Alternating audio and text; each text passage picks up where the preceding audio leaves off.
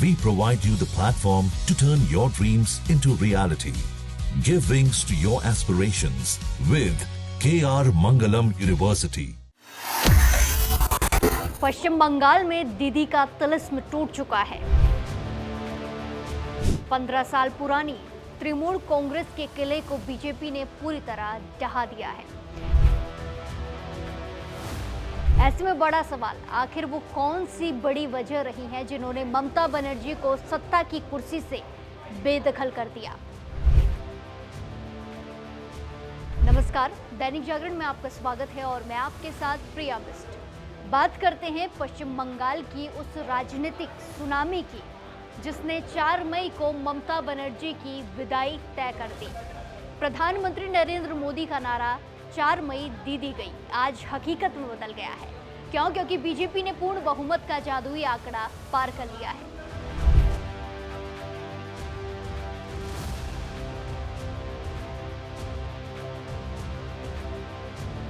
Trinamool Congress supremo Mamata Banerjee 15 सालों से लगातार पश्चिम बंगाल में मुख्यमंत्री रही हैं, लेकिन इस बार के विधानसभा चुनाव में सत्ता परिवर्तन की लहर है।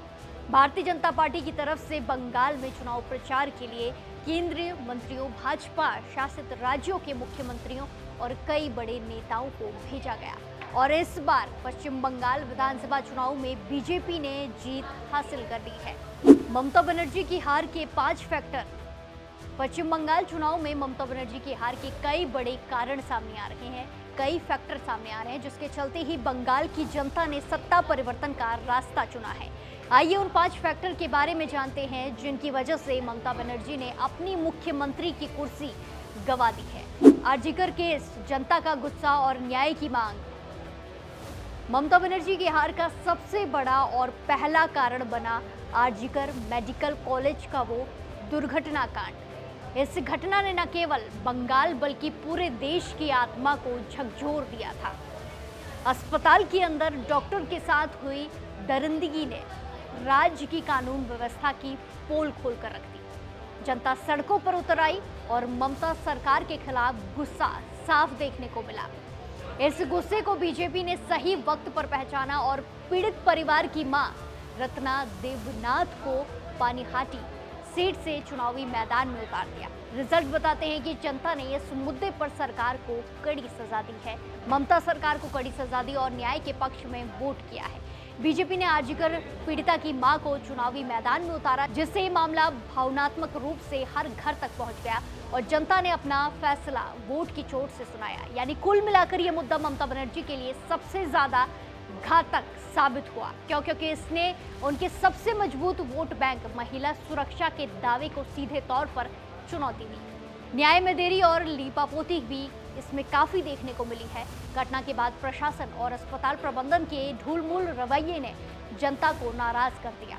आरोप लगे कि सबूतों के साथ छेड़छाड़ की गई। इस केस के विरोध में सिर्फ विपक्षी दल ही नहीं बल्कि डॉक्टर, छात्र, आम मध्यम वर्गीय परिवारों ने भी सड़कों पर उतरकर रात दखल करो यानी कि रिक्लेम द नाइट जैसे आंदोलन के जरिए सरकार को घेरा। आईपैक पर छापा, भ्रष्टाचार का दाग। चुनाव के बीच में ही ईडी की टीम ने जब पॉलिटिकल कंसल्टेंसी फर्म आईपैक के ठिकानों पर छापा मारा तो बंगाल की राजनीति में खलबली मच गई, हड़कंप मचा। खुद मुख्यमंत्री का जांच के बीच में दफ्तर पहुंचना, ममता बनर्जी का दफ्तर पहुंचना और वहां से फाइलें और लैपटॉप लेकर बाहर निकलना उनकी छवि के लिए आत्मघाती साबित हुआ।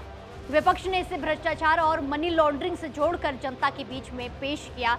कोयला घोटाले का पैसा चुनाव प्रचार में इस्तेमाल होने के आरोप ने आम जनता के मन में टीएमसी की ईमानदारी पर बड़े बड़े सवाल खड़े कर दिए, जिसका सीधा फायदा बीजेपी को मिलता हुआ साफ तौर पर नजर आ रहा है। यानी कि इस घटना ने ममता दीदी की छवि को एक ऐसी नेता के रूप में पेश किया जो अपनी सत्ता और करीबियों को बचाने के लिए किसी भी हद तक जा सकती है। जब ईडी ने ममता की रणनीति का टीम आईपैक के दफ्तर पर छापा मारा तो मुख्यमंत्री का खुद वहां पहुंचना और फाइलें, लैपटॉप को लेकर बाहर आना संवैधानिक रूप से विवादित रहा। इसे जांच में सीधा दखल माना गया। वहीं कोयला घोटाले की बात करें तो कोयला घोटाले का पैसा गोवा चुनाव में खर्च करने के आरोप ने यह संदेश दिया कि बंगाल के संसाधनों का इस्तेमाल पार्टी के विस्तार के लिए किया जा रहा है। बीजेपी ने इसे भ्रष्टाचार का बड़ा सबूत बनाकर पेश किया, जिससे जनता के बीच में सरकार की विश्वसनीयता कम हुई है और इसका साफ तौर पर रिजल्ट भी आज देखने को मिला है। मुर्शिदाबाद की हिंसा, वक्फ कानून का विरोध तीसरा बड़ा कारण रहा। मुर्शिदाबाद के जंगीपुर में हुई हिंसा। अप्रैल 2025 में वक्फ कानून के खिलाफ प्रदर्शन ने जब हिंसक रूप लिया तो आगजनी और तोड़फोड़ की तस्वीरों ने ममता सरकार की सांख को भारी नुकसान पहुंचाया। ट्रेनों को रोका गया, नेशनल हाईवे पर कब्जा हुआ, जिससे आम लोग परेशान रहे। विपक्ष ने आरोप लगाया कि ममता बनर्जी तुष्टीकरण की राजनीति के चलते हिंसा को रोकने में नाकाम रही, असफल रही। इस घटना ने ध्रुवीकरण की हवा को और ज्यादा तेज कर दिया, जिससे हिंदू और शांति प्रिय मतदाताओं, वोटर्स का एक बड़ा हिस्सा टीएमसी से छिटक गया। कुल मिलाकर बात करें तो मुर्शिदाबाद की घटना ने बंगाल में कानून व्यवस्था की बिगड़ती स्थिति को चुनावी मुद्दा बना दिया। वहीं वक्फ कानून के विरोध में शुरू हुआ प्रदर्शन जब आगजनी और हिंसा में तब्दील हुआ तो इसने बहुसंख्यक समाज के भीतर असुरक्षा का भाव पैदा कर दिया। विपक्ष ने ये आरोप लगाया कि ममता सरकार एक खास समुदाय को खुश करने के लिए हिंसा पर कड़ा एक्शन नहीं ले रही है, कोई कार्रवाई इसलिए नहीं कर रही है। नेशनल हाईवे और ट्रेनों का ठप होना सीधे तौर पर केंद्र और राज्य के बीच टकराव का कारण बना, जिससे सुरक्षित बंगाल का मुद्दा चुनाव के केंद्र में आ गया। केंद्र की योजनाओं से दूरी और एंटी इनकम्बेंसी। 15 सालों तक सत्ता में रहने के बाद किसी भी सरकार के खिलाफ एंटी इनकम्बेंसी यानी कि सत्ता विरोधी लहर होना स्वाभाविक है, लेकिन ममता सरकार के लिए ये और भी घातक तब हो गई जब उन पर केंद्र की नीतियों और योजनाओं को रोकने के आरोप लगे। बीजेपी ने घर घर जाकर ये संदेश पहुंचाया कि ममता बनर्जी ने हर घर जल और जनधन जैसी जनहितकारी योजनाओं को बंगाल के गरीबों तक पहुंचने ही नहीं दिया है। लोगों को लगा कि अगर बंगाल में भी केंद्र वाली सरकार होगी तो विकास की रफ्तार तेज होगी। यही डबल इंजन वाला नैरेटिव इस बार बंगाल की जनता के गले उतर गया। कुल मिलाकर बात करें तो बीजेपी ने ममता बनर्जी को विकास विरोधी दिखाने के लिए इस फैक्टर का बखूबी इस्तेमाल किया, जो रंग भी लाया है। आयुष्मान भारत, किसान सम्मान निधि और जल जीवन मिशन जैसी योजनाओं को बंगाल में लागू न करना या उनके नाम बदलने के कारण ग्रामीण आबादी को लगा कि वो केंद्र की मदद से वंचित रह रहे हैं। पीएम आवास योजना और मुफ्त राशन जैसी योजनाओं का श्रेय लेने की होड़ में आम गरीब आदमी पिस रहा था।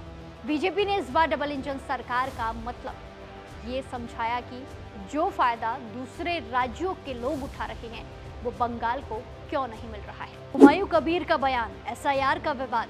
अंत में टीएमसी के पूर्व नेता हुमायूं कबीर द्वारा मुर्शिदाबाद में बाबरी मस्जिद बनाने की मांग ने जलती आग में घी का काम किया। भले ही पार्टी ने उन्हें निकाल दिया, लेकिन डैमेज हो चुका था। वहीं चुनाव से ठीक पहले स्पेशल इंटेंसिव रिवीजन यानी कि एसआईआर को लेकर चुनाव आयोग और ममता सरकार के बीच हुई कानूनी लड़ाई ने भी एक नकारात्मक माहौल बनाया। सुप्रीम कोर्ट तक खिंचे इस मामले ने प्रशासन और सरकार के बीच के टकराव को जनता के सामने उजागर किया। इन तमाम छोटी बड़ी वजहों ने मिलकर ममता बनर्जी के 15 साल के साम्राज्य का अंत कर दिया है और बीजेपी के लिए सत्ता का रास्ता साफ है।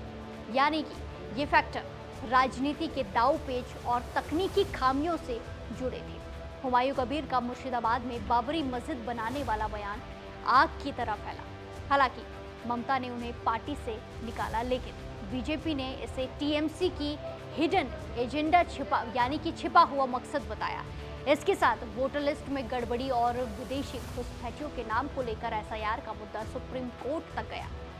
चुनाव आयोग के साथ ममता बनर्जी का टकराव जनता को ये संदेश दे गया कि सरकार चुनाव प्रक्रिया को, जो चुनाव की प्रोसेस है, उसे प्रभावित करने की कोशिश कर रही है। इससे उन मतदाताओं को बल मिला जो निष्पक्ष चुनाव और साफ वोटर लिस्ट चाहते थे। तो ये थे वो 5 बड़े फैक्टर जिन्होंने बंगाल की राजनीति का इतिहास बदल दिया है। 15 साल की सत्ता के बाद ममता बनर्जी की विदाई और बीजेपी का पहली बार बंगाल की सत्ता पर काबिज होना भारतीय राजनीति की सबसे बड़ी घटना है। ये जीत बताती है कि जनता जब अब बदलाव का मन बना लेती है तो बड़े बड़े जो किले हैं वो भी गिर जाते हैं। अब देखना ये होगा कि बीजेपी की नई सरकार बंगाल की जनता की उन उम्मीदों पर कितनी खरी उतरती है जिनके दम पर उन्होंने ये प्रचंड बहुमत हासिल किया है। आपको क्या लगता है, ममता बनर्जी की हार की सबसे बड़ी वजह इनमें से कौन सी रही होगी? क्या आर्जिकर केस था या भ्रष्टाचार के आरोप? आपको क्या लगता है? कमेंट्स में जरूर बताएं और ऐसी ही देश और दुनिया की खबरों के लिए जुड़े रहिए दैनिक जागरण के साथ। नमस्कार।